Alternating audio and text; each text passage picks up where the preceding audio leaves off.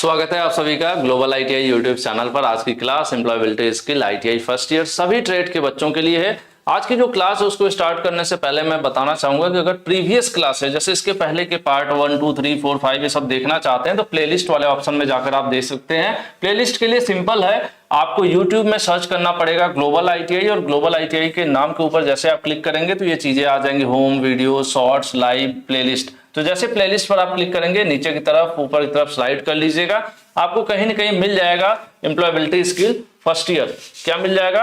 Employability skill first year के नाम से आपको प्लेलिस्ट मिल जाएगी, जिस पर क्लिक करेंगे तो सीरियल वाइज जैसे मैं आपको दिखा देता हूं, यहाँ पर नीचे की तरफ आ जाते हैं। ये देखिए employability skill first year important questions, इसके ऊपर क्लिक करेंगे तो ऑर्गेनाइज क्लासेस मिल जाएंगे। और रिलेटेड पीडीएफ की बात करें तो ग्लोबल आईटीआई की वेबसाइट से आप डाउनलोड कर सकते हैं। वेबसाइट पर आईटीआई कोर्स का ऑप्शन है, इस कोर्स वाले आईटीआई कोर्स पर जैसे आप क्लिक करते हैं वहां अलग अलग सब्जेक्ट दिखाएगा, तो उसमें एम्प्लॉयबिलिटी भी दिखाएगा। एम्प्लॉयबिलिटी में क्लिक करेंगे तो एम्प्लॉयबिलिटी फर्स्ट ईयर और सेकंड ईयर दो दिखेगा। जैसे यहाँ पर देख रहे होंगे एम्प्लॉयबिलिटी फर्स्ट ईयर, तो फर्स्ट ईयर में क्लिक करके आप डाउनलोड कर सकते हैं फर्स्ट ईयर का, और सेकंड ईयर पर क्लिक करेंगे तो सेकंड ईयर डाउनलोड कर सकते हैं। बाकी जो हमारा टॉपिक है आज का, क्लास नंबर है 8, इसके पहले 1 to 7 यानी 7 क्लासेज ऑलरेडी कराई जा चुकी हैं और ये क्लासेज लेंथी है, इसमें मैक्सिमम क्वेश्चंस कवर किए गए हैं। जो आज का टॉपिक है हमारा, टोटल जो एम्प्लॉयबिलिटी में कितने मॉड्यूल हैं वो मैं बता दूं तो एम्प्लॉयबिलिटी में टोटल न्यू सिलेबस के अकॉर्डिंग 12 मॉड्यूल हैं जिनके क्वेश्चन हमें प्रैक्टिस करना है। और हमने 1, 2, 3, 4, 5, 6 और 6 मतलब हमने आपको ऑलरेडी करा दिया है। और आज की वीडियो में हम लोग 7 वाला मॉड्यूल है, इसको कंप्लीट करेंगे। टोटल क्वेश्चन आज की वीडियो हम लोग इसको कर लेंगे। उसके बाद आपके बचते हैं 8, 9, 10, 11, 12, मतलब ये 3, 2 आपके 5 बच रहे हैं जो आने वाली वीडियोज में हम लोग कवर करेंगे। तो आज बात करते हैं, जो टॉपिक है हमारा, टॉपिक है डाइवर्सिटी एंड इंक्लूजन, जिसको हम हिंदी में कहते हैं विविधता एवं समावेशन। ये फैक्ट्री से रिलेटेड टॉपिक है। थोड़ा सा छोटा सा इंट्रो दे दूं जिससे क्वेश्चंस आगे करने में बहुत आसानी हो जाएगी, जैसा कि कोशिश करता हूं मैं हर वीडियो में शुरू में थोड़ा सा बता दूं। तो ये डाइवर्सिटी एंड इंक्लूजन का मतलब ये है कि विविधता और समावेशन, ठीक है। विविधता मतलब किसी कंपनी फैक्ट्री में लोग काम करने वाले हैं, उसमें कोई महिला हो सकता है, कोई पुरुष हो सकता है, कोई गोरा है, कोई काला है, कोई उत्तर प्रदेश से, कोई बिहार से, कोई हरियाणा से, अलग कल्चर, अलग संस्कृति, अलग जाति, अलग धर्म, अलग रंग के लोग एक साथ किसी एक फैक्ट्री में काम कर रहे हो। वैसे में सबकी विचारधाराएं और एक दूसरे के प्रति जो व्यवहार है वो भी अलग अलग होगा, तो ऐसे में फूट पड़ सकती है, बढ़िया काम नहीं होगा फैक्ट्री में। तो फैक्ट्री या कंपनी को अच्छा डेवलपमेंट के लिए, अच्छे काम के लिए उनको समावेशित करना जरूरी है, यानी जो अलग अलग के प्रकार के लोग हैं सबको एक साथ जोड़ना जरूरी है। क्योंकि आपको पता है जब लकड़ियां अलग अलग होती हैं तो कमजोर होती हैं, और उनको एक साथ कर दिया जाए, इकट्ठा गट्ठर बना दिया जाए तो मजबूत हो जाती है। तो कुछ ऐसा यहाँ पर भी है कि ऐसे समायोजित कर दिया जाए, सबको एकत्रित कर दिया जाए एक साथ, तो एक सॉलिड मजबूत वर्क फोर्स तैयार होता है जो हमारी फैक्ट्री इंडस्ट्री में अच्छा काम करता है, अच्छा प्रोडक्शन करता है और कंपनी को आगे बढ़ाता है, ठीक है। फिलहाल ये वेबसाइट है globaliti.org, जहां से आप पीडीएफ वगैरह डाउनलोड कर सकते हैं। और अभी आप फर्स्ट ईयर में हैं तो सेकंड ईयर में जब आप पहुंचेंगे तब तक ये वेबसाइट भी अपडेट हो चुकी होगी और बहुत से काम की चीजें आपको मिलेंगी, तो इसको आप कहीं सेव कर लीजिए और विजिट कर सकते हैं। बात करें पहले क्वेश्चन की, क्वेश्चन हमारा पहला कह रहा है कि फिजिकल बॉडी, जो हमारी भौतिक बनावट यानी जो हमारी शरीर की संरचना है, एंड द सेक्सुअल ऑर्गन, अलग अलग अंग है तो उसमें जो सेक्सुअल ऑर्गन है that we have born with, जिसके साथ हम पैदा होते हैं, रिफर टू अ पर्सन, तो किसी व्यक्ति के पहचान के लिए एक तरह से रिफर किया जाता है कि कौन महिला है, कौन पुरुष है, यानी कौन मेल है, कौन फीमेल है। तो किसी के बॉडी के स्ट्रक्चर या जो बनावट है उसके बेसिस पर जो हम डिफरेंशिएट करते हैं उसको हम क्या कहते हैं? वो कहते हैं सेक्स। सेक्स के बेसिस पर ही हम बताते हैं कि इनका सेक्स क्या है, मेल है या फीमेल है, ठीक है। तो यहां पर आंसर आपका क्या होगा? आंसर बी सही हो जाएगा। इसमें बहुत सी ऐसी चीजें आने वाली है, जैसे फैक्ट्री में कोई काम कर रहा है तो महिला है, पुरुष है, सबके साथ एक समान व्यवहार करना चाहिए, ठीक है। और बहुत ऐसा भी कई बार होता है कि जैसे कहीं बाहर अगर किसी कंपनी में टूर पर भेजना है तो पुरुष को भेज देते हैं, महिलाओं को नहीं भेजते हैं, उनके साथ क्या है, पार्शियलिटी होती है, ठीक है। तो यही सब चीजें नहीं होनी चाहिए। अगर ये सब नहीं होगा तो क्या होगा? वर्क फोर्स तैयार होगा। वर्क फोर्स कौन होता है? वर्क फोर्स, गलत मत सुन लेना भाई, है ना। वर्क फोर्स वो लोग होते हैं, वो हमारी टीम होती है, किसी फैक्ट्री में काम करने वाले लोग, ठीक है। तो ये जितना मजबूत होगा, ये मजबूत कब होगा, जब इसमें जितने भी फैक्ट्री में काम करने वाले लोग हैं सब एक दूसरे के रंग का, बनावट का, या फिर उनके मेल फीमेल होने का, या अलग जातियों धर्म का, सबका एक दूसरे का सम्मान करेंगे और एक दूसरे के साथ टीम की तरह काम करेंगे। तो यही ये चैप्टर मेन इसी के लिए बनाया ही गया था और यही समझाया पढ़ाया गया इसमें, और उसी से रिलेटेड यहाँ क्वेश्चन भी है। चलिए अगला कह रहा है, यहाँ पर ब्लैंक है, आपको बताना है, इज अ बिलीफ या idea which may not be true. कह रहे हैं कि एक ऐसी चीज जो एक धारणा है, एक धारणा या एक विचार है जो सही हो भी सकती है, नहीं भी हो सकती है, वो उसको क्या कहते हैं? एक धारणा या एक विचार जो सही हो सकती है, गारंटी नहीं है कि सही हो सकती है, ऐसा हम मानते हैं। लोग कहते हैं ना, जैसे हमारे खास करके बहुत जो थोड़ा सा पुराने लोग होते हैं, उनका मानना होता है ना, कहते हैं कि हमारे लोगों का मानना था, हमारे पूर्वजों का मानना था, हम लोग इस देवी देवता को मानते थे, ठीक है। जैसे एक मान्यता क्या है, वो जरूरी नहीं है कि वो सच हो। तो यही यहाँ पर बात हो रही है कि एक विचार या विश्वास जो सच नहीं हो सकता है, ठीक है। तो क्या है, यहाँ पर जेंडर या सेक्स से रिलेटेड नहीं है, फैमिली से भी मतलब नहीं है, स्टीरियोटाइप मतलब होता है रूढ़िवादिता। इस शब्द को मैं आपको अगर यहाँ पर समझा देता हूं तो समझ लीजिए इस चैप्टर के आधे क्वेश्चन आप कर लोगे। मैं कोशिश करता हूं, अगर आपको समझ में आ गया होगा सच में, तो नीचे कमेंट करके मुझे फीडबैक जरूर दीजिएगा कि मेरी ये कोशिश बेकार नहीं गई। मैं समझाने की कोशिश करता हूं कि रूढ़िवादिता, स्टीरियोटाइप क्या होता है। ये शब्द बहुत काम का है और पूरा इस चैप्टर में इसी पे पूरी कहानी है, ठीक है। स्टीरियोटाइप यानी रूढ़िवादिता अगर बात किया जाए तो कहते हैं एक धक्कियानुसी सोच। आपने शब्द सुना होगा कि धक्कियानुसी सोच, जैसे ये सोच लेना कि महिला है तो वो पायलट नहीं बन सकती, ठीक है, महिला है तो वो पायलट नहीं बन सकती, वो ट्रेन नहीं चला सकती। ये क्या है, एक हमारी रूढ़िवादी सोच है, बहुत पुरानी विचारधारा है, ठीक है। और इसके अगेंस्ट जाना आज भी बहुत मुश्किल है। लोग कहते हैं समाज के लोग क्या कहेंगे, ठीक है। इसी तरह से ये कहना कि मर्द को दर्द नहीं होता, क्या ये है? अगर एक लड़का जिसको कुछ हर्ट हुआ है, उसकी भी फीलिंग है, उसको भी बुरा लगता है, और अगर वो लोगों के सामने रोना शुरू कर दे तो लोग कहेंगे अरे यार ये तो बहुत कमजोर दिल का है, बेकार है यार, ये तो मर्द नहीं है, लड़का नहीं है। कहीं न कहीं ये शब्द उसके लिए वो किया जाएगा, यानी उसकी क्या, वो इंसान नहीं है, उसकी भावना नहीं है। और अगर वही लड़की है, वो रोती है, तो उसके लिए लोग कहेंगे अरे लड़की है, कमजोर दिल की है। क्यों? दिल तो बच्चे कोई भी है, इंसान तो इंसान ही है, दिल दोनों का कमजोर हो सकता है, दोनों चोट लग सकती है। तो ये रूढ़िवादिता है कि एक सोच हमने बना लिया वही कि लड़का जो है, लड़का डांस नहीं कर सकता।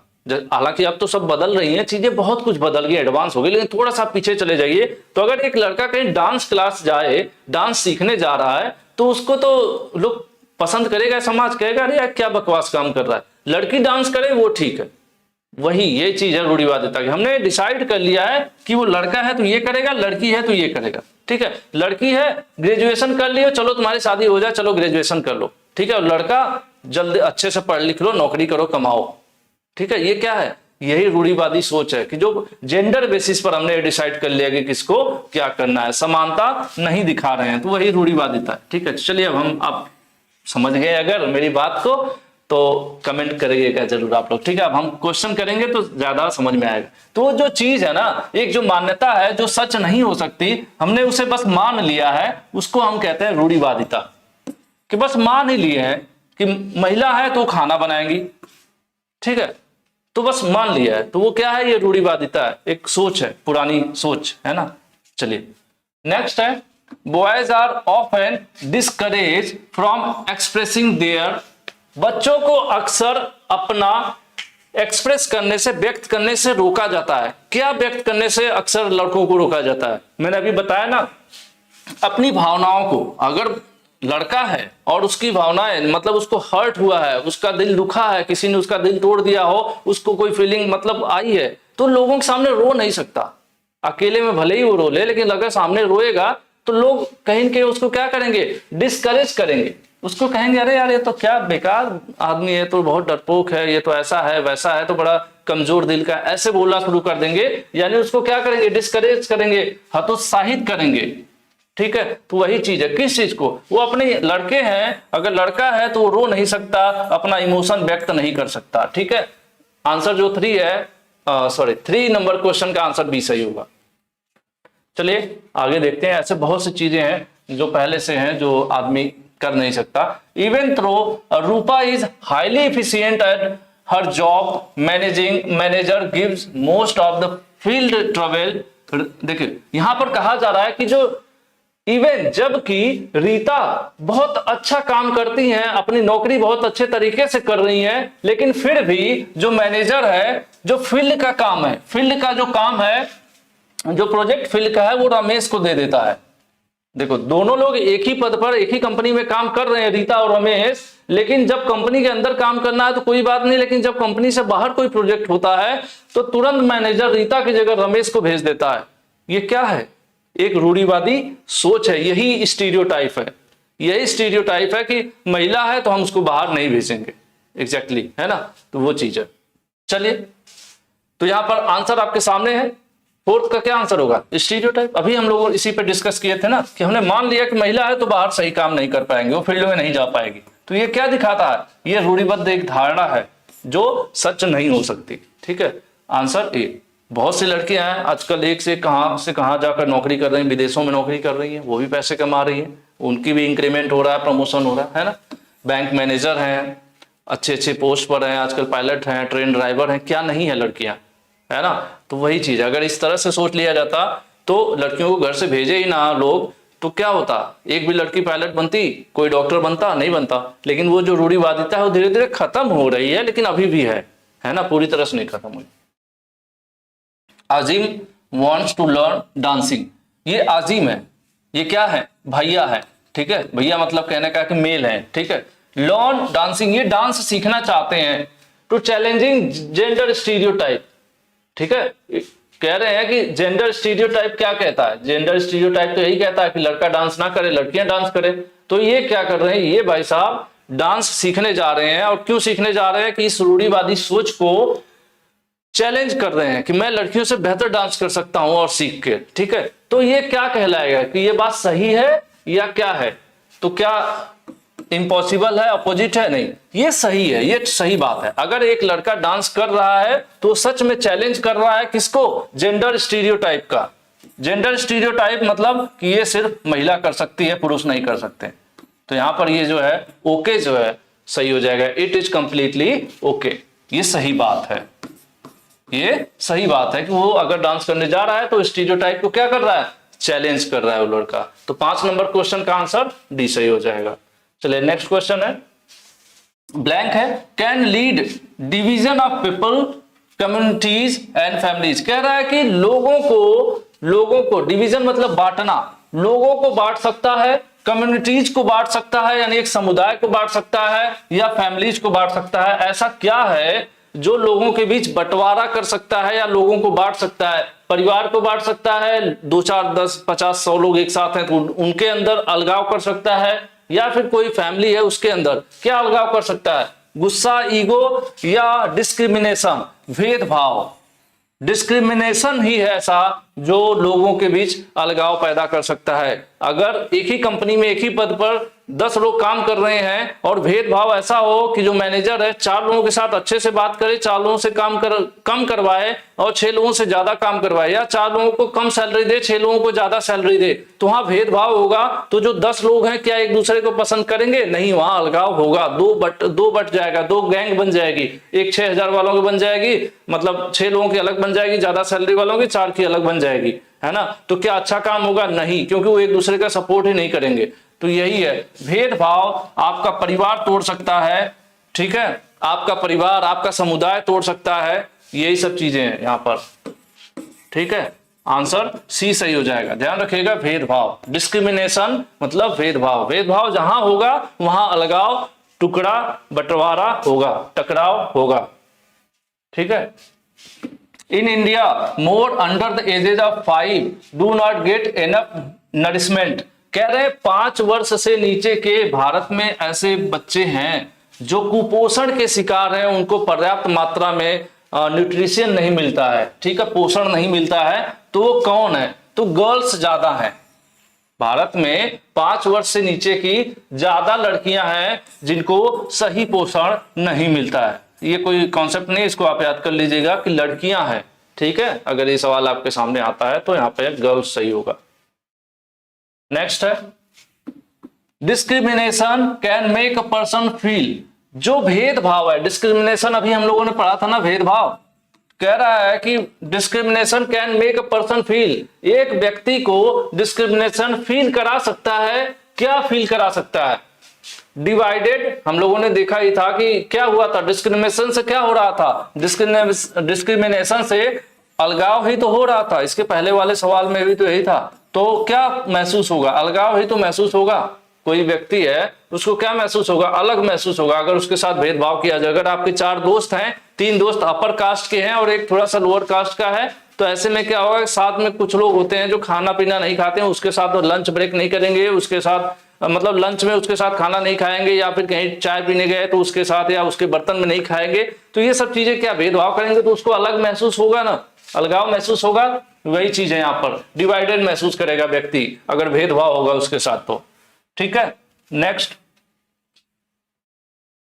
Jully is treated differently due to her skin colour. Julie का कलर अलग है इसलिए उसके साथ अलग तरह से ट्रीट होता है, मतलब लोग व्यवहार करते हैं। जूली का रंग जो है, उसकी त्वचा का रंग अलग है जिसके कारण लोग उसके साथ व्यवहार ही अलग करते हैं। तो ये क्या कहलाएगा?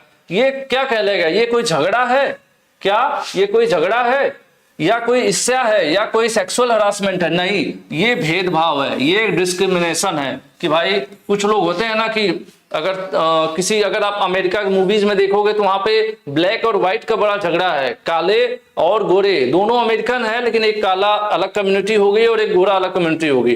तो वही चीज यहां पर है कि रंग के हिसाब से अलग अलग व्यवहार करना भी भेदभाव कहलाता है। कि किसी का अलग कलर है तो उसके साथ अलग व्यवहार करें, किसी का अलग रंग है तो उसके साथ अलग व्यवहार करें।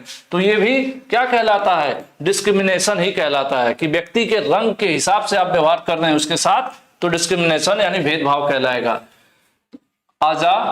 अजा नाम है। Aja says women are better teacher than men. Aja है, कह रहे हैं कि महिलाएं जो हैं पुरुषों की अपेक्षा अच्छी टीचर हैं, यानी जो महिला टीचर हैं वो पुरुष टीचर से अच्छी हैं। तो सुनीता उसको रोक देती है, कहती है रुको। ये कोई लड़की होंगी मैडम, इसलिए उल्टा बोल रही है, ऐसा नहीं है। जैसे ऐसे कुछ भी किसी को आप नहीं बोल सकते ना। टीचर महिला भी अच्छी हो सकती है, पुरुष भी अच्छी हो सकती है। मतलब टीचर अच्छा होगा वो उसके जेंडर के बेसिस पर थोड़ी होगा। टीचर अच्छा होना ये नहीं बताता है कि वो महिला होगी तभी अच्छी टीचर होगी या पुरुष होगा तो ही अच्छा टीचर होगा। टीचर कोई भी अच्छा हो सकता है जिसके अंदर क्वालिटी है। एग्जैक्टली, ठीक है। तो ऐसे में सुनीता उनको रोकती है और कहती है you can't say something like that, तुम इस तरह की बात नहीं कर सकती क्योंकि यह है क्या है। अगर सुनीता ये कह रही है, अजा, ठीक है, अजा कह रही हैं कि जो महिला टीचर हैं वो पुरुष टीचर से अच्छे हैं, तो यहां पर क्या बात हो रही है? यहां पर फिर से हम लोग क्या देख रहे हैं कि यहां पर भेदभाव हो रहा है ना। यहां वाला भेदभाव किस बेसिस पर हो रहा है? यहां जेंडर बेसिस पर हो रहा है कि मेल है, फीमेल है, अच्छा फीमेल है तो अच्छी टीचर है ना। तो ये भेदभाव हो रहा है। वहां पर इसके पहले वाले क्वेश्चन में रंग के बेसिस पर हो रहा था, गोरा है काला है उस बेसिस पर हो रहा था, लेकिन इस बार मेल है कि फीमेल है उस बेसिस पर भेदभाव हो रहा है। तो ये भी क्या हो रहा है? डिस्क्रिमिनेशन ही हो रहा है। तो ये भी आंसर क्या हो जाएगा? डी हो जाएगा। कोई कहे कि महिला जो है पुरुष से ये है या पुरुष महिला से ये है, तो ऐसे शब्दों का इस्तेमाल करने का मतलब भेदभाव ही हो रहा है ना। तो यहाँ पर 10 नंबर का डी सही हो जाएगा। बहुत आसान से क्वेश्चन है, बस समझने की देरी है। Irrespective of their gender identities all people must have same right, this is called. कह रहे हैं कि सभी व्यक्तियों को समान अधिकार है in respective of their gender. वो किसी भी जेंडर के हो, मेल हो या फीमेल हो, फर्क नहीं पड़ता है, सभी का समान अधिकार होता है। इसको क्या बोला जाता है? इसको क्या बोला जाता है? इसको बोला जाएगा जेंडर इक्वालिटी। क्यों? क्योंकि यहां ये बोला जा रहा है कि आप मेल हैं या फीमेल हैं फर्क नहीं पड़ता, आपको समान अधिकार मिलेगा या आप समान अधिकार आपको मिलता है। तो ये क्या कहलाता है? ये कहलाता है इक्वेलिटी मतलब क्या है? समानता, यही तो चाहिए ना। जेंडर मतलब किसी भी जेंडर के हैं आपके साथ समान व्यवहार किया जाए, वही यहां पर कहा जा रहा है कि लिंग के पहचान के बावजूद, मतलब आप अलग अलग हैं, आप पुल्लिंग है स्त्रीलिंग है, उसके बाद भी सभी लोगों के साथ समान अधिकार मिलने चाहिए, सभी लोगों को समान अधिकार मिलना चाहिए। तो ये क्या कह रहा है? कह रहा है कि जेंडर को इक्वली ट्रीट करो, मतलब सबके साथ समान अधिकार, सबके साथ समान व्यवहार, यानी जेंडर इक्वेलिटी। ठीक है, आपका ए सही हो जाएगा। ठीक है, next question, women and men are often not paid for the same salary for the same job. कह रहे हैं कि महिला और पुरुष एक ही नौकरी के लिए एक बराबर सैलरी नहीं दी जाती है। Generally not paid, often not paid, generally ज्यादातर ऐसा देखने को मिलता है कि महिला और पुरुष को एक ही नौकरी के लिए बराबर सैलरी नहीं दी जाती है। तो इसको क्या कहा जाएगा? इसको क्या कहा जाएगा? यहां पर हिंदी मैंने नहीं लिखा है, क्वेश्चन का छूट गया है, तो इसको क्या कहा जाएगा? यहां से फिर किस बेसिस पर हो रहा है? Gender gap. क्या हो रहा है? जेंडर गैप, कि हमने देख लिया कि महिला है तो उसको कम सैलरी दे रहे हैं, या पुरुष है तो उसी काम का कम सैलरी दे रहे हैं, तो क्या हो गया?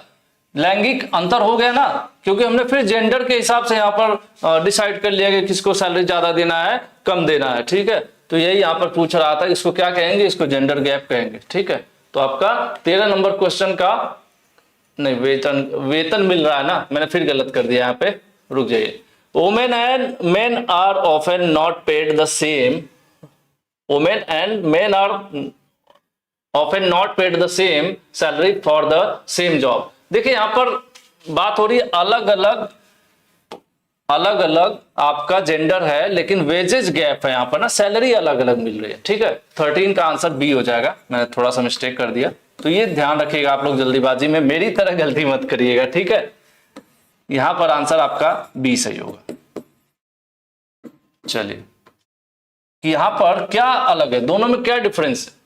उनको बराबर नहीं पे किया जा रहा है। ठीक है, बराबर नहीं पे किया जा रहा है, तो क्या अंतर होगा? वेजेज का, यानी सैलरी का अंतर होगा दोनों में। ठीक है, 13 का बी आंसर सही हो जाएगा।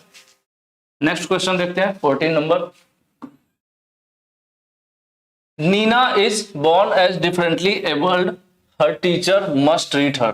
ठीक है, अब नीना जो है, जब उनका जन्म हुआ था तो दिव्यांग के रूप में उनका जन्म हुआ है, तो उनके शिक्षकों को उनके साथ कैसा व्यवहार करना चाहिए? तो इनके साथ समान व्यवहार करना है, कुछ अलग तरीके से नहीं कि ऐसे हैं तो इनको साइड में बैठा दिया, या कोई ऐसी गलत भावना के साथ प्रताड़ित नहीं करना है। टीचर क्या करना है? समान, समान देख लीजिए, इक्वल, इक्वली। यहां पर आंसर क्या सही हो जाएगा? 14 नंबर का आंसर सी सही हो जाएगा, कि समान रूप से व्यवहार करना है। जैसे आपके नॉर्मल स्टूडेंट है पढ़ने वाले, वैसे ही आपका ये भी स्टूडेंट है। ठीक है, उसके शरीर के बनावट की वजह से या उस शरीर के उसके डिसेबिलिटी की वजह से उसको अलग, उसके साथ गलत व्यवहार नहीं करना है, उसको तिरस्कृत नहीं करना है, उसको प्रताड़ित नहीं करना है। ठीक है, यहाँ पर 14 नंबर का आंसर सी सही हो जाएगा, समान व्यवहार करना है। नेक्स्ट है, Anita and her partner are paid the same salary for the same job. This is a good example of, देखो, Anita and her partner are paid for the same salary for the same job. एक ही नौकरी कर रहे हैं और दोनों को बराबर सैलरी मिल रही है, तो यहां पर उसका जो पार्टनर है ये मेल है, ठीक है, और अनीता क्या है? फीमेल है। इसके पहले वाले क्वेश्चन में क्या था? इसके पहले वाले क्वेश्चन में था कि एक मेल थे एक फीमेल थे, ठीक है, लेकिन उसमें क्या था? वेजेज गैप था, सैलरी बराबर नहीं दी जा रही थी, जो मैं गलत कर दिया था क्वेश्चन, ध्यान दीजिए, मैं दिखा देता हूं, रिपीट कर दूं। ये एक महिला है और एक पुरुष है, लेकिन सैलरी क्या सेम नहीं, नॉट पेड सेम, सबको बराबर नहीं दिया जा रहा, तो वहां पे क्या था? वहां वेजेज गैप था, वेतन का अंतर था। ठीक है, अब नेक्स्ट दिखाता हूं मैं आपको। ये जो सवाल है इसमें देखिए, अनीता और उसके पार्टनर को बराबर सैलरी मिल रही है, यानी अनीता और उसके साथी को समान कार्य के लिए समान सैलरी मिल रही है, एक ही नौकरी है, एक ही जॉब पर है, दोनों को समान सैलरी दी जा रही है। तो यह उदाहरण है, यह किस चीज का उदाहरण है? यहाँ पर आपको देखना है, कोई भेदभाव तो हो नहीं रहा है, रूढ़िवादिता भी नहीं है और जेलसी भी नहीं है। यहाँ पर क्या है? जेंडर इक्वेलिटी है, कि दोनों जेंडर को समान ट्रीट किया जा रहा है। हालांकि उस क्वेश्चन को मैं करा रहा था तो उसमें भी लगभग ठीक ही था आंसर, वो वाला भी, लेकिन अब थोड़ा आंसर की के हिसाब से भी चलना है। जैसे अगर समान सैलरी मिल रही है, दोनों मेल फीमेल है, अलग अलग है, समान सैलरी मिल रही है, तो उसको लैंगिक समानता कह रहे हैं ना। तो जब अलग अलग सैलरी मिलेगी तो लैंगिक अंतर भी कह सकते हैं, लेकिन थोड़ा आंसर की के हिसाब से चलेंगे तो वेतन का अंतर दे रहा है। तो फिलहाल हम लोग इसी के हिसाब से चलते हैं। पहले मैंने आपको ये जेंडर गैप बताया था, तो होना तो वही चाहिए, लेकिन चलिए फिलहाल ये है तो यही लेके चलते हैं हम लोग। आंसर की एक आग लेके चलना पड़ता है ना।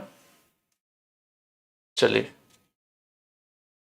नेक्स्ट है वर्क प्लेस। ये हमारा इसके पहले कौन सा क्वेश्चन था? 15 नंबर क्वेश्चन आपका क्या है? बी सही है, जेंडर इक्वेलिटी। ठीक है भाई, देखना पड़ता है, कुछ गड़बड़ हो जाएगा ना तो आपका नुकसान होगा। Work place is a place where employee from different background and are hired and they work in a safe and respectful environment. This is example of। देखिए वर्क प्लेस क्या होता है? वो जगह जहां हम आप लोग काम करते हैं उसको वर्क प्लेस बोलते हैं। तो कह रहे हैं कि ये भी वही काम कह रहे हैं कि कार्यस्थल पर एक ऐसा स्थान, ऐसी जगह जहां हम नौकरी कर रहे हैं, विभिन्न पृष्ठभूमि के कर्मचारी, मतलब अलग अलग बैकग्राउंड के, कोई अलग कम्युनिटी का, कोई अलग, कुछ लोग अमीर होंगे, कुछ लोग गरीब होंगे, कुछ लोग अलग जाति के होंगे, कुछ लोग अलग धर्म के होंगे। सब लोगों को एक साथ काम पर रखा भी गया है और सब लोग सुरक्षित और सम्मानित महसूस कर रहे हैं, यानी सबके साथ समान व्यवहार हो रहा है। ये नहीं देखा जा रहा है कौन किस कैसे घर से है, या फिर ये नहीं देखा जा रहा है कौन किस जाति का है या कौन से प्रदेश का है, कुछ भी ऐसा नहीं देखा जा रहा। सबके साथ सबको क्या है, सुरक्षित माहौल दिया गया है और सबके साथ सम्मानजनक वातावरण, मतलब व्यवहार कर रहे हैं, एक दूसरे के साथ सम्मानजनक व्यवहार भी हो रहा है। तो ये किस चीज का उदाहरण है? यही उदाहरण है विविधता का। हमारे देश में क्या है? विविधता में एकता, मतलब अलग अलग जगह के लोग हैं, इतने विविध प्रकार के लोग हैं, लेकिन उनके साथ भी सब लोग एक दूसरे के साथ काम कर रहे हैं, सुरक्षित महसूस कर रहे हैं और सब लोगों को सम्मानजनक माहौल भी है काम करने को मिला हुआ। तो इसी को हम क्या कहते हैं? इसको हम कहते हैं डाइवर्सिटी। इसको हम कहते हैं डाइवर्सिटी, इसलिए यहां पर आंसर आपका ए हो जाएगा। और यही आपका जो चैप्टर का नाम भी है, डाइवर्सिटी एंड इंक्लूजन। मैंने शुरू में ही आपको बता दिया था कि डाइवर्सिटी मतलब क्या? विविधता।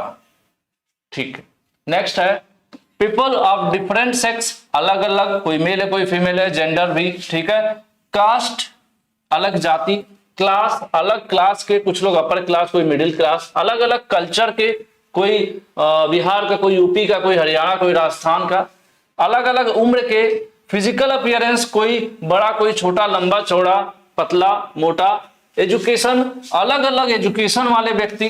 ठीक है, सबकी बात हो रही है।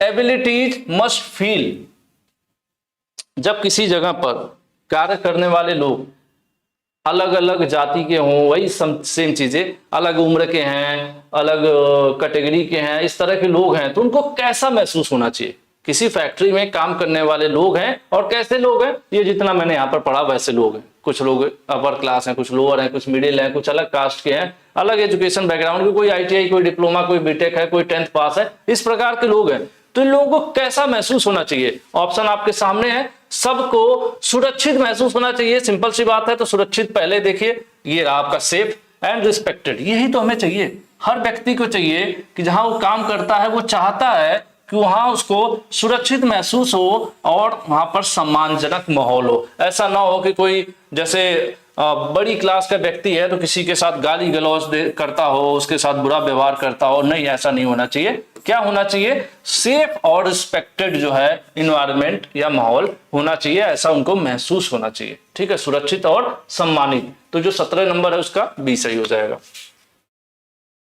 ठीक है, नेक्स्ट है a diverse work place increases, एक विविध कार्यस्थल। डाइवर्स मतलब जहां अलग अलग प्रकार के लोग हैं।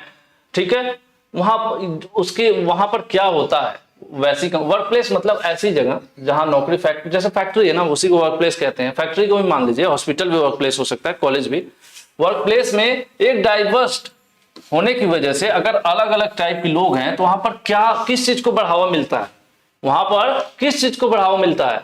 वहां पर प्रोडक्टिविटी होती है। ठीक है, उत्पादकता बढ़ेगा। अगर सब लोग एक साथ काम करें, अलग अलग प्रोफाइल के होते हुए भी एक साथ मिलकर, किसी पर्टिकुलर जाति और धर्म से कोई विविधता ना हो, एक साथ मिलकर काम करें, तो क्या होगा? सिंपल सी बात है, प्रोडक्टिविटी बढ़ेगी। ठीक है, तो आपका 18 नंबर का ए सही हो जाएगा। 19 question number, Tanvi team has many barriers to having a diverse workforce, ठीक है, दिस में लीड टू। देखिए तन्वी की टीम है, ये किसी कंपनी की मैनेजर हो सकती है या टीम मैनेजर हो सकती है, उनके पास कई लोगों की टीम है जिसमें अलग अलग कार्यबल होने में कई बाधाएं हैं, मतलब अलग अलग बैकग्राउंड से लोग हैं। वर्कफोर्स मैंने बताया था ना, वर्कफोर्स मतलब एम्प्लॉइज 8-10 लोग हैं आपके जो टीम में, उनको वर्कफोर्स बोला जाएगा। तो ऐसे में उनको दिक्कत किस चीज की आ सकती है, अगर अलग बैरियर इसे पूछ रहे हैं ना, इसमें दिक्कत क्या आ सकती है, क्या क्या दिक्कत आ सकती है कि अलग अलग बैकग्राउंड, अलग अलग जाति सोच और अलग अलग कैटेगरी इस तरह के लोग हैं अगर एक टीम में, तो क्या दिक्कत आ सकती है, ठीक है। तो दिक्कत क्या होगी आपको पता ही है, सिंपल सी बात है कि शांति तो होगी नहीं, ये सब तो करना पड़ता है ना, लेकिन अगर नेचुरली देखा जाए तो नेचुरली उनके बीच टकराव जरूर होगा। तो इसी चीज को हमें हटाना होता है, बचाना होता है, तभी जो है वर्क एनवायरनमेंट अच्छा होता है। अगर अलग अलग डाइवर्स प्रोफाइल होगी, यानी अलग अलग जगह के लोग होंगे, अलग अलग टाइप के लोग होंगे, तो उनके बीच कॉन्फ्लिक्ट्स, ठीक है, मतलब टकराव ज्यादा होगा, टकराव होने की संभावना रहेगी। और यही दिक्कत है, इस अगर टकराव को हमने संभाल लिया तो बढ़िया काम होगा, प्रोडक्शन बढ़ेगा, ठीक है। तो यहाँ पर 19 नंबर का क्या है आपका, बी सही हो जाएगा। नेक्स्ट है, Meena is not comfortable talking to her colleagues in English, ठीक है, कलीग्स की बात हो रहा है यहाँ पे, कॉलेजियस नहीं है, कलीग्स है। मीना अपने साथ काम करने वाले व्यक्ति, मतलब साथ में और भी लोग काम कर रहे होंगे, कहीं मीना नौकरी कर रही है, उनके साथ और लोग काम कर रहे होंगे, तो जो साथ में नौकरी करते हैं उनको कलीग्स बोला जाता है। उनसे इंग्लिश में बात करने में कंफर्टेबल नहीं है, this is an example of, ठीक है, क्या उनको सिंपल सी बात है इंग्लिश लैंग्वेज नहीं आती है, तो इसमें से बता रहा है कि क्या ये किस टाइप का प्रॉब्लम है, क्या है ये एक प्रॉब्लम ही तो हुई, तो किस टाइप की प्रॉब्लम हुई, तो ये कम्युनिकेशन की प्रॉब्लम है, क्योंकि उन्हें बात नहीं कर पा रही है, तो कम्युनिकेशन की प्रॉब्लम है। कौन सी प्रॉब्लम है, कम्युनिकेशन, क्योंकि लैंग्वेज की प्रॉब्लम है, लैंग्वेज की प्रॉब्लम है तो बातचीत नहीं कर पा रही है, जब बातचीत नहीं कर पा रही है तो किस टाइप की प्रॉब्लम कहलाएगी। अब यहाँ पर मेल फीमेल से मतलब नहीं है, कल्चर से या कास्ट से भी नहीं मतलब है, बात हो रही है, बात नहीं कर पा रही है, बात नहीं कर पा रही है, नहीं कम्युनिकेट नहीं कर पा रही है, तो क्या प्रॉब्लम क्या होगी, कम्युनिकेशन की, ठीक है। चलिए 21 नंबर क्वेश्चन कह रहा है आपका, the practice of including people with respect and empathy is called, ठीक है, लोगों को समान और सहानुभूति के साथ शामिल करने की जो प्रथा है, प्रथा यहाँ पे प्रैक्टिस मतलब कार्य है, किसी चीज को करना, ठीक है, कि लोगों के साथ एक समान व्यवहार हो, और सहानुभूति मतलब सबके प्रति कहीं न कहीं एक अच्छी फीलिंग, एक रिस्पेक्टफुल सम्मानजनक फीलिंग की बात हो रही है, तो इसको क्या कहा जाएगा। यहाँ पर तो फिलहाल मैंने आंसर ही नहीं लिखा है, ABCD। देखिए जेंडर मतलब तो मेल फीमेल हो गया, कल्चर अलग अलग संस्कृति होगी, कॉन्फ्लिक्ट झगड़ा हो गया, लेकिन ये कह रहा है ना कि सब लोगों को सम्मान और सहानुभूति देंगे, तो वहां पर क्या होगा, इंक्लूजन होगा आपका, ठीक है, वहां पर क्या सही आंसर होगा, इंक्लूजन, समावेशन, जिसको हिंदी में क्या बोलेंगे, समावेशन, ठीक है। चैप्टर का नाम ही था डाइवर्सिटी एंड इंक्लूजन, समावेशन, ठीक है। तो यहाँ जो 21 है, 21 का ए वाला जो आपका ऑप्शन है ये सही हो जाएगा। नेक्स्ट है 22, an inclusive environment is needed for happiness at work. कह रहे हैं कि कार्य करने वाली जगह पर ऐसा मतलब क्या खुशी, देखिए यहाँ पर कार्यस्थल पर खुशी, और दूसरी चीज क्या है वही हमें बताना है, के लिए एक समावेशी वातावरण की आवश्यकता होती है। समावेशी मतलब वही अलग अलग कल्चर के सबको जोड़कर एक साथ लाना समावेशी कहलाता है। तो किस किस चीजों की जरूरत होगी यहाँ पर खुशी के लिए, और देखिए लोगों को समावेशित करना यानी सबको एक साथ जोड़ देना, किसी वर्क प्लेस पर कार्य करने वाले लोगों को एक साथ जोड़ने से क्या होगा, सब लोग अगर एक दूसरे से जुड़े रहेंगे तो सिंपल सी बात है कि वो उस वर्क प्लेस पर क्या होगा, माहौल अच्छा रहेगा, लोग खुशी के साथ काम करेंगे, और दूसरा क्या होगा, दूसरा होगा वहां पर ग्रोथ भी होगी, क्या होगा, ग्रोथ होगा, उस जगह का और उन लोगों का क्या होगा, विकास होगा। सिंपल सी बात है, अगर लड़ेंगे झगड़ेंगे नहीं, समावेशित होके यानी एक साथ काम करके, ठीक है, एक साथ काम कर, अगर एक साथ मिलके काम करेंगे, ऐसा माहौल होगा तो क्या होगा, खुशी वाला भी माहौल होगा उस जगह पे, और वहां पर विकास भी होगा, ठीक है। 22 का बी सही हो जाएगा। नेक्स्ट क्वेश्चन कह रहा है, inclusion in a work place happiness when every member of the company gets the same at the work. कह रहे हैं कि अगर इंक्लूजन फिर वही समावेशन की बात है, किसी वर्क प्लेस पर क्या किसी कार्यस्थल पर समावेशन तब होता है, यानी सब लोग एक दूसरे के साथ अटैचमेंट या समान व्यवहार कैसे करते हैं, जब कंपनी के प्रत्येक सदस्य जो काम करता है सबको क्या मिलता है, सबको यहां पर क्या मिलना चाहिए, समान मौका मिलना चाहिए। जैसे अगर कोई किसी भी बैकग्राउंड का हो, अगर 5 साल बाद प्रमोशन हो रहा है तो सबका प्रमोशन होना चाहिए, जाति के हिसाब से नहीं होना चाहिए। अगर किसी को एक काम के लिए 10,000 मिल रहा है तो दूसरे को भी 10,000 मिलना चाहिए, ठीक है। और कोई ऐसा कुछ भी कंपनी में नया पोस्ट आ रहा है जहां पर है कि इंटरनल एग्जाम देकर कोई मतलब अंदर के लोग ही उस पोस्ट के लिए अप्लाई कर सकते हैं, तो मौका सबके लिए समान मौका दिया जाए, ठीक है। तो यहां पर क्या होगा कि सबको बराबर का चांस मिलना चाहिए हर काम के लिए, तभी वहां पर अच्छा माहौल रहेगा, ठीक है। समावेशन तभी होगा जब जितने भी लोग काम कर रहे हैं तो सबको बराबर का मौका दिया जाए हर चीज में, ठीक है, हर जगह में बराबर मौका दिया जाए। 23 का ए हो जाएगा। ऐसा नहीं कि यार ये ऐसे वाले हैं तो इनको ये नहीं करना है, इनको वो नहीं करना है, सबको बराबर मौका दिया जाएगा। टूर जा रहा है तो सबको टूर पर ले जाया जाए, सबको मौका दिया जाए, ना, वही चीज है। द वर्ड चेयर, एक शब्द है chairperson, need to be used instead of chairman. कह रहे हैं कि जो चेयरमैन शब्द है, चेयरमैन, इस शब्द को ना इस्तेमाल करके चेयरपर्सन शब्द इस्तेमाल किया जाना चाहिए, चेयरपर्सन शब्द इस्तेमाल किया जाना चाहिए। ऐसा क्यों? क्योंकि चेयरमैन क्या होता है, जो कंपनी का मुखिया है, जो मालिक है, उसको चेयरमैन कहते हैं जनरली, है ना। तो अगर हम मुखिया अगर महिला हुई तो, जब महिला है तो अगर आप उसको चेयरमैन बोलेंगे तो थोड़ा सा अजीब नहीं हो जाएगा कि वो फीमेल है और उसको आप मेल बोल रहे हैं। तो ऐसे में अगर हम चेयरपर्सन बोले तो जो चेयरपर्सन है वो मेल भी हो सकता है, फीमेल भी हो सकता है। तो इसीलिए कह रहे हैं कि अगर हम क्या करें, चेयरपर्सन शब्द इस्तेमाल करें किसकी जगह, चेयरमैन की जगह, तो ये क्या कहलाएगा, इसको हम क्या कहेंगे, ईगो कहेंगे, अहंकार, गुस्सा, नजरिया, या इंक्लूजन कहेंगे। इसको इंक्लूजन कहेंगे, क्योंकि हम चाहते हैं कि चीजों को समावेशित करना, जोड़ना चाहते हैं, डिफरेंशिएशन को हटाना चाहते हैं। तो उसका यही तरीका है ना कि वो शब्द ही हटा दो, चेयरमैन वाला शब्द ही हटा दिया हमने, चेयरपर्सन कर दिया, तो पर्सन मेल भी हो सकता है, फीमेल भी हो सकता है, ठीक है। तो वही ये क्या है, ये समावेशन कहलाएगा, ठीक है। तो 24 का डी। नेक्स्ट है, Subir wants to celebrate all festival at the work place this so that he is. देखिए, सुबीर है वो अपनी कंपनी या फैक्ट्री में सभी त्योहार मनाना चाहते हैं, होली भी मनाना चाहते हैं, दिवाली मनाना चाहते हैं, ईद भी मनाना चाहते हैं और क्रिसमस भी मनाना चाहते हैं।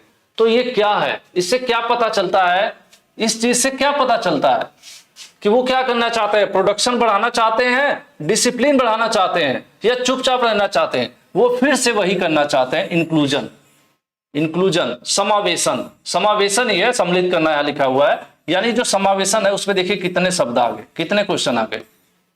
समावेशन, वो क्या करना चाहते हैं, सबको जोड़ना चाहते हैं, सबको एक साथ लाना चाहते हैं, इसी के लिए वो सारा त्योहार मनाना चाहते हैं ना। तो 25 का क्या हो जाएगा, ए हो जाएगा, समावेशित करना चाहते हैं, सबको एक साथ लाना चाहते हैं।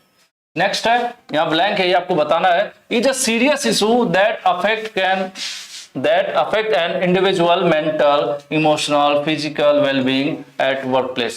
कह रहे हैं कि ऐसा क्या है जो किसी को कार्यस्थल यानी फैक्ट्री पर व्यक्ति की मानसिक स्थिति या उसकी फीलिंग या उसकी शारीरिक स्थिति को क्या कर सकता है, प्रभावित कर सकता है। ऐसा क्या है, कंपनी के नियम से किसी को कोई ऐसा कुछ नहीं होता, मीटिंग अगर है तो उससे भी ऐसा कुछ नहीं होता, कोई यात्रा है उससे भी नहीं होता। लेकिन अगर उसके साथ कोई सेक्सुअल हरासमेंट होता है तो व्यक्ति को मेंटली भी डिस्टर्ब करता है, फिजिकली भी डिस्टर्ब करता है और इमोशनली भी डिस्टर्ब करता है। वो क्या है, वो सेक्सुअल हरासमेंट है। तो यहाँ पर आंसर क्या सही हो जाएगा, आंसर सी सही हो जाएगा कि जो सेक्सुअल हरासमेंट है वो व्यक्ति को कैसे चोट पहुंचा सकता है, मेंटली भी, फिजिकली भी और ऐसे इमोशनली भी परेशान कर सकता है या चोट पहुंचा सकता है। तो 26 का आपका आंसर सी हो जाएगा, यौन उत्पीड़न, ठीक है।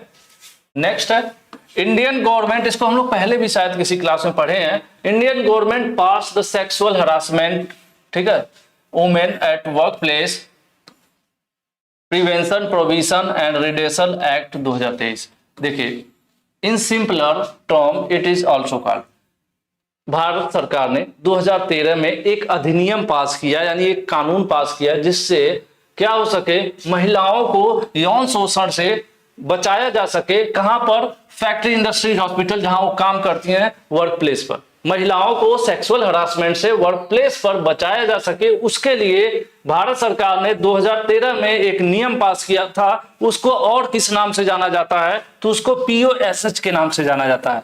POSH का फुल फॉर्म होता है prevention of sexual harassment. Sexual harassment यानी यौन उत्पीड़न से बचाव। ये एक नियम है जो 2013 में पास किया गया था, POSH। आंसर आपका डी सही हो जाएगा। ठीक है, चलिए नेक्स्ट है, as per the POSH act, जो अधिनियम 2013 में पास किया गया, POSH एक्ट 2013 में जो पास किया गया, any work place that has 10 और मोर एम्प्लॉय मस्ट कंस्टिट्यूट एन। कह रहे हैं कि ऐसी फैक्ट्री, कंपनी, स्कूल या जगह जहां लोग नौकरी करते हैं और अगर वहां पर 10 या उससे ज्यादा 10 या उससे ज्यादा लोग काम करते हैं, तो वहां पर कुछ बनाना पड़ता है। क्या बनाना पड़ता है? वहां पर एक इंटरनल कमेटी बनानी पड़ती है, जहां पर जो महिला जिसके साथ कुछ ऐसा हो रहा है तो उसी फैक्ट्री, उसी संस्थान में अपनी शिकायत दर्ज करा सके। इसके लिए अनिवार्य होता है कि जहां पर 10 या उससे अधिक लोग काम कर रहे हैं, उस फैक्ट्री, हॉस्पिटल, कॉलेज या उस वर्क प्लेस पर यह कमेटी बनी होनी चाहिए। उसको क्या कहते हैं? इंटरनल कमेटी कहते हैं। ठीक है, और जो इंटरनल कमेटी है उसका अगर कहीं सवाल आ गया, आपको मैं पहले ही बता दूं कि इंटरनल कमेटी का अगर पूछ दे कि POSH के अंतर्गत जो फैक्ट्रीज, कंपनीज में इंटरनल कमेटी बनाई जाती है, उसका जो मुखिया है या उसका प्रेसिडेंट या अध्यक्ष कहा जाए, या उसका कह लीजिए ना कि जैसे हर चीज का एक विभाग का विभागाध्यक्ष होता है, जैसे उसका सुप्रिटेंडेंट कहा जाए, तो उसका सुप्रिटेंडेंट कौन बनाया जाएगा? तो उस कंपनी में काम करने वाली जो सीनियर महिला एम्प्लॉय होगी, उसी को उसका अध्यक्ष या सुप्रिटेंडेंट बनाया जाता है। ठीक है, तो ये वो एक मैं आपको एक्स्ट्रा बता दिया। फिलहाल यहाँ पर आंसर ये सही होगा, उसको इंटरनल कमेटी कहते हैं जो बनी होनी चाहिए। ठीक है, नेक्स्ट है, sexual harassment eight work place can happen at. कह रहे हैं कि जो यौन उत्पीड़न है वो कहां हो सकता है? ऑफिस में भी हो सकता है, व्हाट्सएप ग्रुप में भी हो सकता है, ऑनलाइन मीटिंग में भी हो सकता है। तो ऐसे में हम लोग क्या कर सकते हैं? आंसर डी करेंगे, क्योंकि कहीं पर भी महिलाओं को प्रताड़ित किया जा सकता है इस रूप में। कहां पर? इन तीनों जगहों पर किया जा सकता है। कुछ भद्दी चीजें भेजकर, तस्वीरें भेजकर, या फिर ऑनलाइन मीटिंग में कुछ अलग टाइप के लिंक्स या कुछ और भेजकर, ये सब चीजें हैं। ऑफिस में फिजिकली या किसी और प्रकार से, तो ये सब यहाँ पर आंसर डी सही हो जाएगा। ठीक है, 29 का आंसर डी सही हो जाएगा। नेक्स्ट है, under POSH a work place is. कह रहे हैं POSH के अंदर कार्यस्थल क्या क्या कंसीडर किया जाता है? वर्क प्लेस में क्या क्या माना जाएगा जो POSH के अंतर्गत आएगा? इस जो नियम है, अधिनियम है, जो कानून बनाया गया है, इसके अंतर्गत कहां कहां पर जो हरासमेंट होगा तो उसको माना जाएगा या उसको एक्सेप्ट किया जाएगा इस नियम के अधीन। देखिए, ऑफिस में, अगर ऑफिस में महिला के साथ छेड़छाड़ होता है तो भी वो POSH के तहत कंप्लेन दर्ज करा सकती है। दूसरा, all places visited by the employ for purpose of work. अगर कंपनी उस महिला को किसी अन्य जगह पर भेजी हुई है, कहीं ऑफिस के काम से बाहर भेज रही है, अगर उसके साथ कोई छेड़छाड़ हो रहा है, या कहीं टूर पर भेजी है या किसी मीटिंग में भेजी है, उसके साथ छेड़छाड़ हो रहा है, तब भी महिला दर्ज करा सकती है इस एक्ट के अधीन। उसके अलावा ट्रांसपोर्टेशन, यानी जो कंपनी है बस या कैब सुविधा मुहैया कराती है और उस दौरान महिला के साथ छेड़छाड़ होता है, तब भी POSH के अंदर वो दर्ज करा सकती है अपना जो शिकायत है। तो ऐसे में फिर से हमारा क्या होगा? आंसर डी सही हो जाएगा। ठीक है, 30 क्वेश्चन हो गए, और ये जो टॉपिक है इसमें 30 क्वेश्चन ही थे। अगर कोई थोड़ा बहुत मिस्टेक हो तो उसको आप लोग कंसीडर कीजिएगा, क्योंकि थोड़ा सा ये कंफ्यूजिंग वाला है ही। और एक आध दो ऐसे हैं जो मैंने आपको ऑलरेडी बताया कि जो क्वेश्चन होना चाहिए कुछ और, लेकिन थोड़ा बहुत आंसर की को भी देख के ही चलना पड़ रहा है। तो ओवरऑल मैंने कोशिश किया है कि टोटल कवर करने का, वो तो मैंने कर दिया। बाकी आप जरूर कमेंट करके बताइएगा कि मेरी कोशिश जो है कैसी लग रही है, क्योंकि मैं शायद पहली बार ग्लोबल ITI पर ऐसा हो रहा है जो मैक्सिमम क्वेश्चंस को कम से कम समय में हम लोग लेकर चल रहे हैं कि ज्यादा से ज्यादा कवर किया जा सके बच्चों के साथ। ये जो एग्जामिनेशन का प्रेशर है, अचानक से क्वेश्चन चेंज होना या फिर इनका सॉल्यूशन दे पाना, तो बस ठीक है जो भी कहा जाए। तो आप लोग जरूर कमेंट करके जरूर बताइएगा, वही एक जरिया है जिससे मुझे पता चल पाता है कि हमारी जो कोशिश है वो कामयाब है या नहीं है। आज के लिए इतना ही। नेक्स्ट वीडियो में हम लोग नए टॉपिक, नए लेक्चर के क्वेश्चन के साथ मिलेंगे। धन्यवाद।